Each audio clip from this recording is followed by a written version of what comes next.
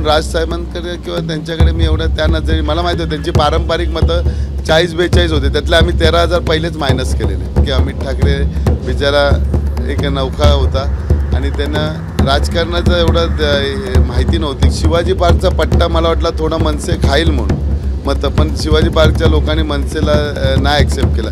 मुंबईतल्या 36 मतदारसंघापैकी सगळ्यात महत्त्वाचा मतदारसंघ जिथे टफ फाईट होती तो म्हणजे माही मतदारसंघ आणि माही मतदारसंघामध्ये बाजी मारली आहे ती महेश सावंत यांनी. आपल्यासोबत नवनिर्वाचित आमदार महेश सावंत आपल्यासोबत आहेत. तिरंगी लढत होती, टफ फाईट होती. मला सांगा ही लढत तुम्ही कशी बघितली आणि विजयानंतर काय प्रतिक्रिया? ही लढत एक म्हणजे खेळ असतो ना, कुठली स्पर्धा त्या पद्धतीने बघितलेलं आहे की आपल्याला जिंकायचंच आहे. कुठली स्पर्धा असेल तर जिंकायचं, त्या उद्देशाने मी या स्पर्धेमध्ये किंवा आखाड्यात उतरलेलो होतो. आणि मला माहिती होते दोन बलाढ्य आहेत त्यांच्या पुढे टिकाव आपला लागेल की नाही शंका होती. परंतु एक मला लोकांवर विश्वास होता, जनतेवर पूर्ण विश्वास होता, शिवसैनिकांवरती विश्वास होता, बाळासाहेबांचा आशीर्वाद होता, उद्धव साहेबांचा आशीर्वाद होता. मला एवढी धुकधुक नाही वाटली. मला वाटलेलं मी जिंकणार, मला माहिती होता. कसाही झालं हे विश्वास कसा होता? कारण जसं तुम्ही म्हणताय सदा सरवणकर 2 टर्म आमदार राहिलेले आहेत, 3 म्हणजे मध्ये गॅप म्हणजे 3 टर्म झाले. त्याशिवाय अमित ठाकरे राज ठाकरेंचे सुपुत्र त्यांचं मोठं आव्हान होतं. मग ह्या दोघांकडे कसं बघितलं?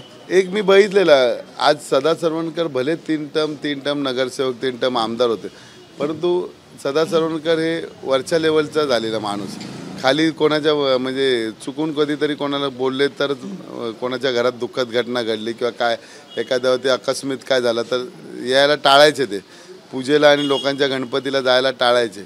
हे मला माहिती होतं. आणि त्यांनी आजपर्यंत तुम्ही बघता नुसते बंगलेच बदलले, इकडनं तिकडनं लोक. आता ही बिल्डिंग बांधून किती वर्ष आले. ह्या बिल्डिंगच्या अजून ज्या काही त्यांच्या सोसायटीचे प्रॉब्लेम आहेत, कॉर्पस फंड नाही, त्यांचं पाण्याचा बिल देणं, हे देणं आहे, अजून इथे तुम्हाला माहिती बघा बॉर्डर लाईन पण त्यांची सगळी कामं आता आपल्याला करायला पाहिजे. जवळजवळ 5 वर्ष पुरणार नाही त्याच्यासाठी. एवढं त्यांनी काय म्हणजे नुसता. अमित ठाकरेंकडे तुम्ही कसं बघत? अमित ठाकरेंकडे मी एवढ्या नजरेने बघत नव्हतो. मला फक्त माहिती होतं की अमित ठाकरे बिचारा एक नौका होता आणि त्यांना राजकारणाचं एवढं माहिती नव्हती की कसं राजकारणात काम करायचं होतं. बरे राज ठाकरे होते जे महाराष्ट्राचा विजन ते बघवते, परंतु विभागात त्यांना माहिती नव्हतं विभागात कसं काम करायचं.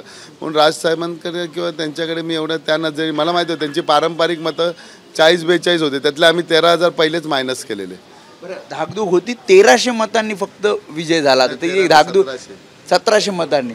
तर धाकधूक होती, थोडी धाकधूक होती. मला वाटतं धाकधूक नव्हती, परंतु शिवाजी पार्कचा पट्टा मला वाटला थोडा मनसे खाईल म्हणून मतं, पण शिवाजी पार्कच्या लोकांनी मनसेला नाही ॲक्सेप्ट केला. ती जर मनसेनी तेवढी 5-10 हजार मतं खाल्ली असती तर मी माझा 5,000चा कॅल्क्युलेशन बरोबर होता. उद्धव ठाकरेंची तुम्ही भेट घेतली, काय बोलले तुम्हाला, काय सांगितलं? नाही उद्धव साहेबांना भले महाराष्ट्रात आम्ही कमी म्हणजे आज कमी आमचे 20 आमदार आले असतील, परंतु त्यांना महाराष्ट्रामध्ये पेक्षा माहीमचा गड आणि दादरचा गड राखला याच्यामध्ये खूप आनंद आहे. शेवटचा प्रश्न, विधानसभेमध्ये महेश सावंत कशा प्रकारे प्रश्न मांडणार?